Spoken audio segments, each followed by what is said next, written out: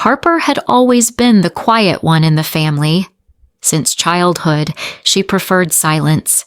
Afternoons spent reading by the window or disassembling old toys to see how they worked. She never craved attention, never needed praise, and didn't mind if people forgot her birthday. For Harper, her worth wasn't measured by recognition, but by what she created, even if no one saw it. Her older sister, Lana, was the complete opposite, vibrant, loud, like fireworks on a festival night. When Lana entered a room, all eyes turned to her.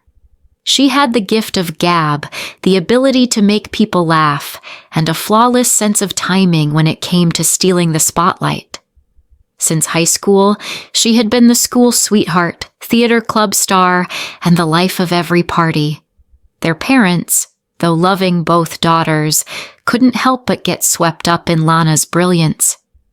"She's such a star," their mother would often say with pride shining in her eyes.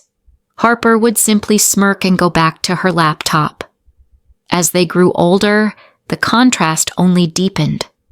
Lana studied media and quickly landed a job at a local TV station, hosting a Monday morning lifestyle segment called Positivity to Start Your Week.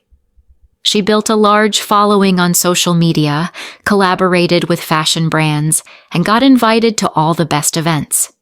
Harper, on the other hand, studied computer science, a choice that earned only a dry "sounds boring" from their father over dinner. When Harper graduated with honors from a top tech institute, no one in the family even asked for the school's name. They were too busy planning for the launch of Lana's new clothing store. Harper didn't feel jealous. She understood that Lana thrived on validation, and truthfully, she was happy her sister got to live the life she wanted.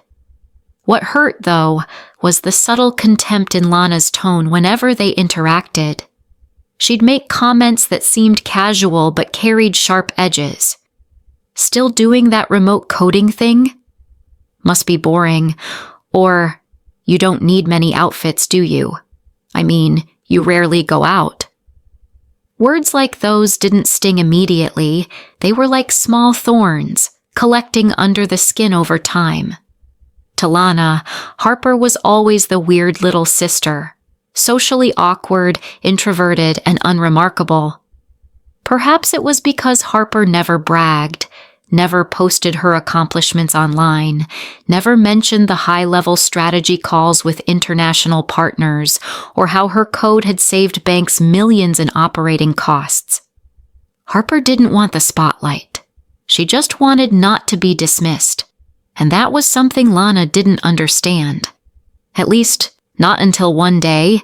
While others thought Harper was just a strange girl who spent all day in her room, no one realized that behind that silent closed door, an entire world was being built. Harper started writing her first lines of code at 17. While her peers were partying, she sat beside her old laptop, constructing the earliest version of a user behavior analytics system based on website data. She didn't think it would be anything big. She just loved solving tough problems. Loved when a machine could understand what she was trying to do. Even in college, Harper stood out, though not in the ways people usually notice. In group projects, she was always the quietest voice in the room, but her code was the backbone that kept everything running. That's when she met Mason, a charismatic business student, during an interdepartmental startup competition. Mason was so taken by Harper's idea that he insisted they turn it into a real company. They began from a subleased studio apartment in South Seattle, where 2 battered laptops and a drip coffee pot were their most valuable assets. Harper would code from sunrise to past midnight, while Mason pitched to investors, crafted slide decks, and handled endless emails. They named the company DeepLayer, an intelligent analytics platform designed to predict consumer behavior for large-scale businesses. In the first 18 months, Harper rarely left the apartment except for grocery runs. She refused interviews, declined public appearances, and asked Mason to keep her role a secret. "I just want to work," she told him. "Don't let anyone know who I am." Then, success began trickling in. A major bank signed a pilot contract, followed by a network of hospitals looking to integrate their system. Within 3 years, DPlayer was valued at over $90 million. But still, no one knew Harper's name. In the media, there was only Mason, the sole public face. On the company website, Harper's title was listed simply as Senior Technical Advisor. Harper's family, even her sister Lana, still assumed she was just doing some freelance work from home. Harper never corrected them. She didn't need to. Every time she saw her name on internal reports or approved a budget that Lana happened to manage, she simply smiled. Not out of pride, but because she understood. The things that truly matter don't need to be shouted. They just need to be done, quietly and right. Mason understood Harper better than anyone. He never asked why she didn't want to show her face or why she declined every invitation to speak at tech events or appear on camera. "Harper doesn't need to talk to prove anything," Mason once told an investor. "She lets the machine speak for her." They couldn't have been more different, but they completed each other perfectly. Mason thrived under the spotlight. Harper thrived in silence. He was the voice of the company. She was the brain behind it. On nights when servers crashed unexpectedly, Harper would stay up recoding critical systems in under 3 hours. When a major client threatened to pull out over a buggy demo, it was Harper who quietly rewrote every line of code without being asked. The company didn't fall apart, but even if it had, no one would have known her name. When DPlayer signed its first $10 million contract, Mason organized a celebration for the engineering team. Harper was invited but didn't attend. Instead, she sent a short email. "Celebrate well. I'll keep building from here." At the time, she was rewriting the user interface. She felt it still wasn't intuitive enough. Harper's family remained completely unaware. At every gathering, her sister Lana would throw in casual barbs like, "Still doing your little remote thing? Must be nice not having deadlines." People laughed. Harper laughed too. No one questioned why she still used a 10-year-old phone, wore plain t-shirts, or didn't own a smartwatch. If they had known she held 48% of a multi-million-dollar company, they wouldn't have believed it. But Harper didn't need them to believe. She just needed to keep building something real. That was the only metric that mattered. Yet not everything went smoothly. As DPlayer expanded, investors began suggesting they bring in an external CEO. They argued Mason needed a neutral tech advisor to oversee product development. Harper didn't protest. She had never wanted to fight for control. But deep down, for the first time, she felt displaced. Like being pushed out of the very house she helped build. One day Mason walked into Harper's office, unusually quiet. "You know what they want, don't you?" he asked. Harper stopped typing. "Yes," she replied. "And you know I won't go public." "But maybe you shouldn't stay hidden forever," Mason said. "You don't need the spotlight, but this company needs you. The employees need to know who's behind the systems they use every day." Harper was silent. That night, she went home and opened the Founders Protocol, the agreement she and Mason had drafted years ago. One line stood out, written in her own hand. "Harper's name shall not appear in any public media." She stared at the sentence for a long time. Then she typed a new line beneath it. "Unless it helps others believe that silence can build greatness too." Harper sat in her familiar workspace, the 10th floor corner office she used in the evenings, long after everyone had gone home. No one at DPlayer, except Mason, knew she was the co-founder. To the internal system, she was just senior systems lead, the one who approved technical proposals and budgets remotely. That night, a notification from HR popped up on her screen. Recommended candidate, Lana Summers. Position, budget analyst. Harper froze. That name, so familiar, now staring back at her in stark black text against a blank white screen. No smug tone, no condescending smirk, no spotlight. Just Lana, the job applicant, knocking on the door of the world Harper had quietly built over the last 6 years. She opened the file. Degree, BA in accounting. Experience, previous firm shut down. HR notes. Confident communicator, strong presentation skills, suitable for budgeting role. Harper read each line with a neutral expression. But her mind drifted back to the last time she saw Lana. A weekend brunch where Lana had smirked and said, "So you just sit around tapping away at your laptop all day?" Everyone laughed. Harper had said nothing. And now, the same sister who dismissed her work was applying to the company built on those very keystrokes. Harper stared at the 3 dots in the upper right corner. More. Forward. Approve. Part of her wanted to reject it, not out of bitterness, but because she wasn't sure she could be objective with Lana working beneath her. But another part, the quiet, deeper part, wanted to see. How would Lana behave without a spotlight? When no one knew she was the boss's sister? When merit was the only currency? Harper clicked approve. Mason video called her the next night. "Are you sure about this?" he asked. "Absolutely," Harper replied. "I want to see if she's here to work, or just perform." In the first week, Harper stayed invisible. As always, she worked remotely while Mason led meetings. Lana joined the finance team, completely unaware that every file she touched passed through her sister's hands, that the spreadsheets she submitted were reviewed by the very sibling she once saw as irrelevant. But Harper saw everything through the internal monitoring system she'd built herself. Every expression, every budget choice, every email. And Lana? She wasn't bad. She worked diligently, communicated clearly, and processed data with speed. Her ego was there, but subdued. Then one day, Lana submitted a budget report for a new AI project. At the bottom of the document was a digital signature.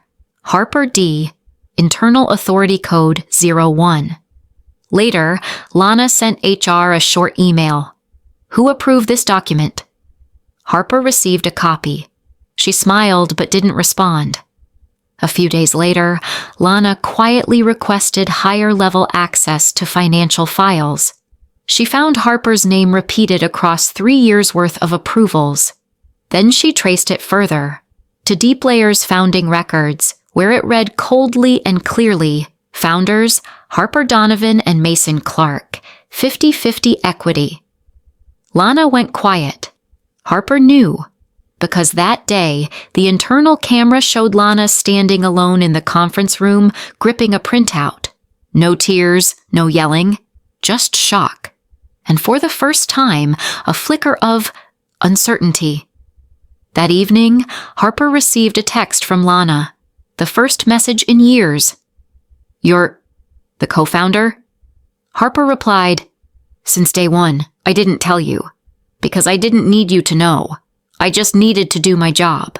Harper began monitoring Lana more closely after she officially joined DeepLayer. Not in an invasive way, but as someone who had built a house and now watched to see how others lived inside it. Each time Lana submitted a budget proposal, Harper read it more carefully than the rest. Not to nitpick, but to understand. What does the sister who once belittled her truly bring when stripped of her pride? In the first meetings, Harper watched quietly through the internal office cameras, ones she had personally designed for security and workflow optimization. Lana dressed neatly, with less makeup than usual. Her smiles were no longer meant to charm a room, but delivered thoughtfully in conversations. Once, when challenged during a budget meeting, Lana didn't argue. She simply said, "I'll review the numbers again." Harper couldn't deny it. Lana was genuinely trying. What surprised Harper wasn't Lana's intelligence. She had always known her sister was smart. What surprised her was the shift in attitude. Lana was adapting in an environment without applause, without compliments. Her ego still surfaced, but now she knew when to take a step back. Harper took note, quietly but sincerely. One evening, while reviewing internal logs, Harper noticed something curious. Lana often stayed late, adjusting spreadsheets, double-checking figures, refining expense breakdowns. She was even enrolled in an internal course on data analytics, the same kind of nerdy stuff she once mocked Harper for loving. Harper remembered the time she used to explain her projects, only to be met with Lana's smirk. "Sounds complicated. Who even cares about that stuff?" But now, the same woman was poring over the very analytics system Harper had built from line one. One night, while approving another proposal from Lana, Harper quietly typed a note in the margin. Clear structure, balanced metrics, effective formatting. She didn't sign her name. She just clicked approve, then sat in front of the screen for a moment longer than usual, hands resting lightly on the keyboard. Not out of regret, but because for the first time she found herself wondering, is she finally starting to understand? Lana walked into DeepLayer's basement server room one late evening. She wasn't sure why she went down there, maybe just curiosity. But when she saw the heavy door marked Authorized Personnel Only, she hesitated for a moment, then pushed it open. In that instant, she never expected to see a familiar face. Harper, standing among the server racks, the soft blue glow of the screens illuminating her focused expression. Harper? Lana froze. "What are you doing here? This area is for—" Harper looked up, calm as ever. "You're right. This area is restricted to senior management." Silence hung thick in the air. Just then, Mason emerged from a side tech room, holding a deployment plan for a new AI initiative. "Harper, can you sign off on the new deployment plan by Friday?" he said without noticing Lana, then paused. "Oh." Lana turned from Mason to Harper. Her eyes widened. Her breath caught. "You're senior management?" she asked hoarsely. "Wait, no, you're—" Harper gave a small nod. Her gaze held no arrogance, just quiet truth. "Co-founder." No one spoke for several seconds. Then Lana let out a laugh, not mocking, but bitter, confused. "So all those documents you approved were mine." Her voice dropped. "How long have you—" "Since day one," Harper replied. "Since the moment you joined this office." Lana turned away slightly as if she needed air. Harper didn't speak further. She wasn't looking for recognition.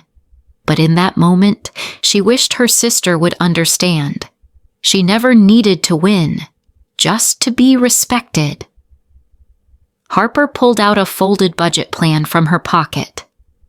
"We're launching a tech education initiative for underprivileged students. If you're interested, I think you'd be a great fit." Lana didn't take the paper, but her expression changed. No longer dismissive, but something like quiet acknowledgement. The next day, Harper didn't show up at the office. She left the decision to Lana, stay or go. A few days later, an internal email was sent to the entire finance department. Lana Summers proposes a new sponsorship program for junior employees, especially female interns. Project title, Touch the Screen, Touch the Future. A note at the end read, "Inspired by the quiet mission of Harper Donovan."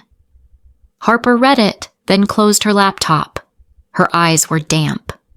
At the next weekly briefing, Lana presented a revised AI budget plan before the full executive board. Harper didn't step inside. She stood just outside the door, listening to her sister speak. This time, Lana's voice wasn't showy or theatrical. It was calm, precise, and filled with accountability. When the meeting ended, Harper quietly turned and walked away. She didn't say a word, but inside she knew something between them had shifted.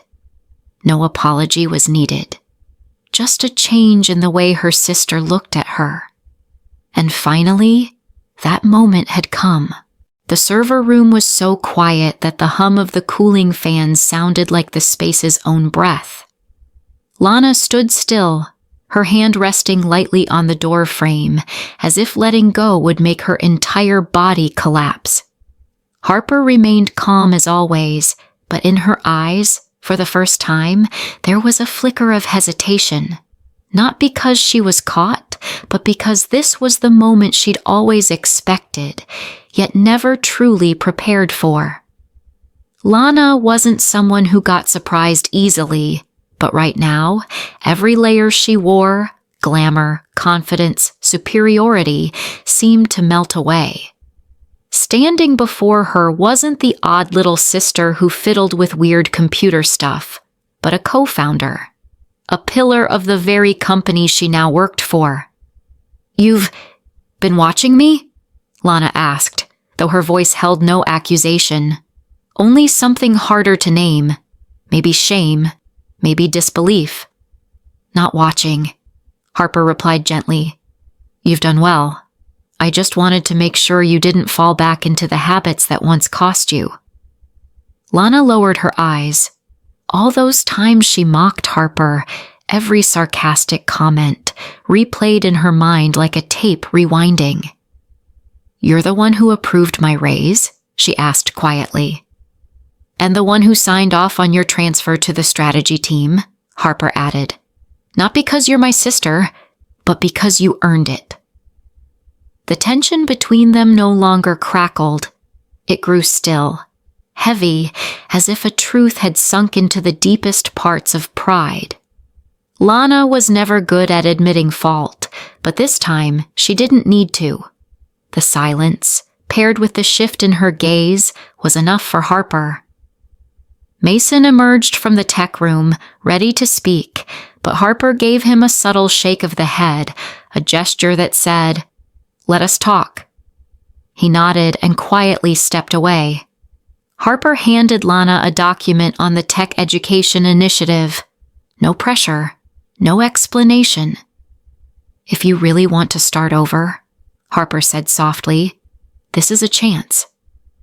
Lana took it, and for the first time in years, her hands trembled slightly, not from fear, but from knowing she was finally standing before the sister she'd never truly seen before. The weeks that followed passed quietly, like a wordless background score. Harper didn't say anything more to Lana after that pivotal moment in the server room. She didn't need to. Everything that needed to be said had already passed through their eyes and the silence that lingered after. Instead of conversation, they began observing one another with a newfound respect. No longer suspicious, but like two people who had once lived in separate worlds, now attempting to share the same space. Lana changed. Not loudly, not through grand declarations. But Harper noticed. She began arriving earlier and staying later. Lana no longer dominated meetings. She listened. She didn't just perform, she contributed. She began mentoring younger coworkers, especially the female interns who were still timid in the tech environment. It was no longer the old Lana, queen of fleeting stages. This was a woman learning to build something that lasts. Harper, too, began stepping outside her comfort zone. While she still worked behind the scenes most of the time, she agreed to attend a few technical meetings in person to explain her systems firsthand. She began mentoring development teams, not to be praised, but to provide clear guidance.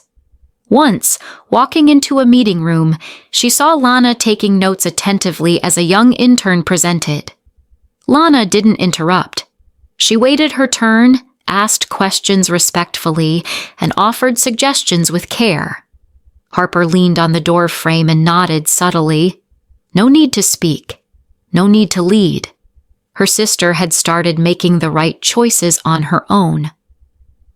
One afternoon, Harper received a proposal from the finance department, a new internal initiative called Touch the Screen, Touch the Future, a workshop series for interns, submitted by Lana Summers. The final note read, "Inspired by Harper Donovan, who showed me that quiet can lead the way." Harper read it 3 times, slowly. No tears came, but something gentle unfurled in her chest, like the moment winter finally gives way to spring. A few days later, Harper stopped by the break room late in the afternoon, as usual. Lana was there, fumbling slightly with the kettle. When she saw Harper, she looked startled for a moment, but, unlike before, she didn't retreat. She spoke, her voice low but steady. "The pen is beautiful, and the notebook you gave me. I've written a few pages." Harper smiled. "I'm glad you liked it." Lana was silent for a moment, then continued without looking directly at her. "I don't think I ever really understood you, maybe because I never tried." Harper didn't respond right away, but her gaze softened. "You don't have to forgive me," Lana added, "but I promise I'll never be that same person again." Harper nodded. "We don't need to tally up the past. We just start from today." There was no hug, no dramatic reconciliation speech, just a quiet understanding that these 2 women, shaped by different memories, had now chosen to walk forward with a little more grace. And for Harper, that was enough. That Sunday, Harper's family gathered once again at their usual brunch spot on the corner near Green Lake, the same place where, for years, she had sat silently at the edge while laughter and stories revolved around her vibrant sister. Everything looked the same. The dark wood chairs, sunlight filtering through striped curtains, and the warm scent of waffles in the air. But today, something was different. Not in the cafe, in Harper herself. She sat at the head of the table, relaxed, wearing a simple white blouse and a neatly tied ponytail. No longer hiding, no longer trying to prove anything. She wasn't Harper, the mysterious sister, anymore. Just Harper, a woman, fully present, no longer overshadowed. Lana arrived 5 minutes late. She wore a white blouse, dark jeans, no makeup, hair pulled back. No sparkling heels, no flashy laughter. When she approached Harper, their eyes met. Lana gave a small nod. Harper nodded back. No words exchanged, but enough.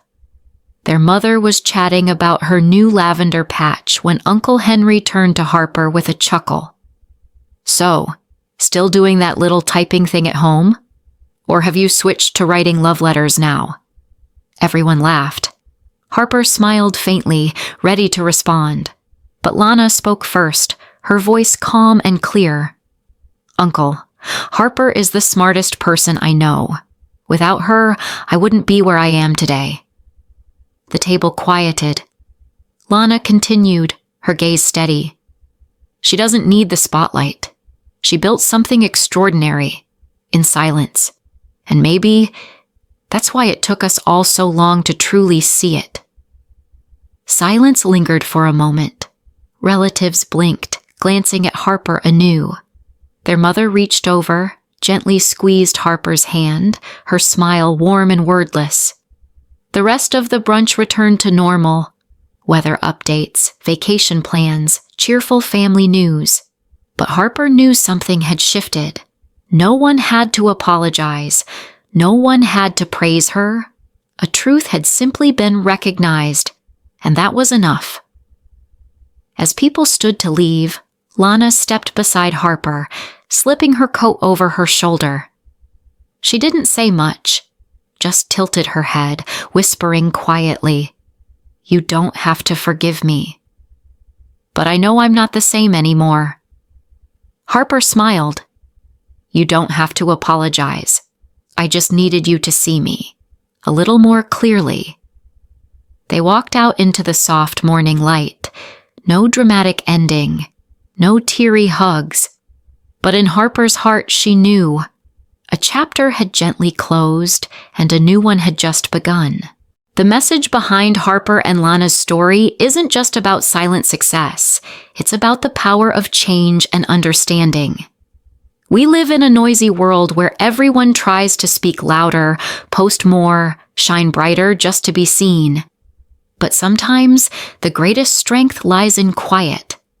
Harper never needed to prove herself with words.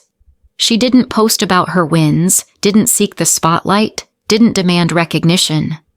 What she built, her value, her resilience, her quiet consistency, spoke for itself.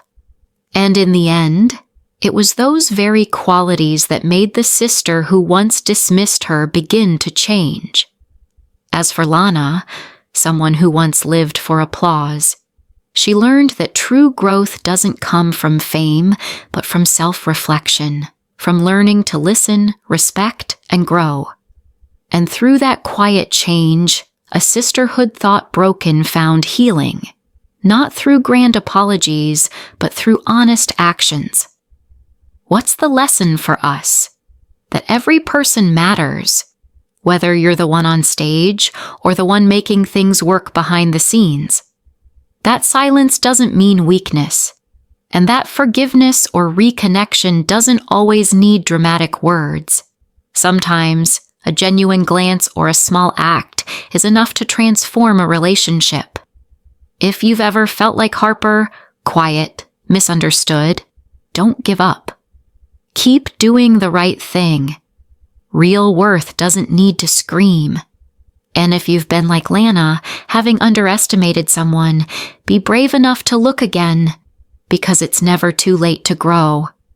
If this story spoke to you, comment below, "I've been a Harper," or "I've been a Lana." Don't forget to like the video, share it with someone who needs it, and subscribe to the channel for more meaningful stories. Because sometimes a small story can change a heart. And maybe, just maybe, today is the day you choose to walk a little differently in a better direction.